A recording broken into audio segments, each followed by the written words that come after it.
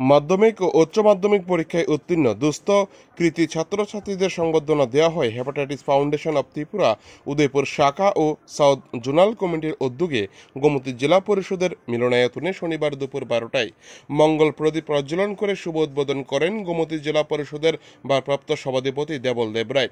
এছাড়া ছিলেন বিধায়ক জিতেন্দ্র মজুমদার, ডক্টর প্রদীপ ভৌমিক, ডক্টর অভিজিৎ দত্ত সহ প্রমুখ।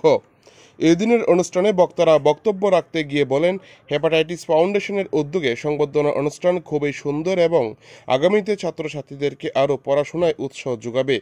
পাশাপাশি গোমতী জেলায় এই ধরনের উদ্যোগ খুবই প্রশংসনীয়।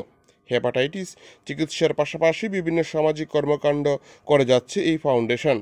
যদি এইভাবে মানুষের পাশে থেকে কাজ করে তাহলে ভবিষ্যতে আগামী আরও উজ্জ্বল দিকে নিয়ে যাবে এই ফাউন্ডেশনকে।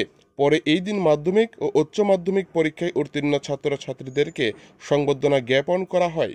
সেই সাথে রাষ্ট্রপতি পুরস্কারপ্রাপ্ত দিব্যাঙ্গন মনীষাকেও পুরস্কারে ভূষিত করা হয়। একই সাথে একজন ডাক্তারকে এই দিন সংবর্ধনা দেওয়া হয়। গোটা অনুষ্ঠানকে কেন্দ্র করে ছাত্রছাত্রীদের উপস্থিতি ছিল সারা জাগানো। অ্যাকচুয়ালি হেপাটাইটিস ফাউন্ডেশন শুধু হেপাটাইটিস চিকিৎসা দিয়ে থাকেন না, রাজ্যে বিভিন্ন ধরনের সমস্যাগুলো কাজ করে।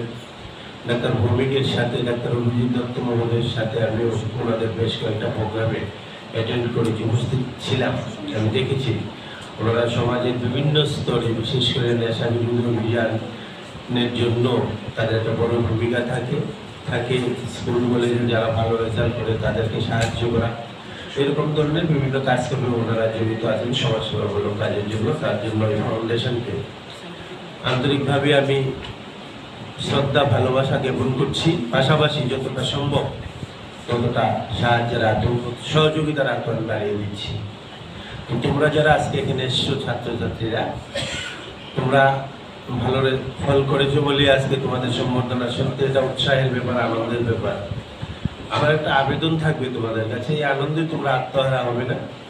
তোমরা আগামী দিনে প্রতিষ্ঠিত হবে, মানুষের মতো মানুষ হবে, ডাক্তার প্রদীপ ভৌমিকের মতো মানুষ হবে, যাতে করে সমাজের কাজে লাগতে পারো।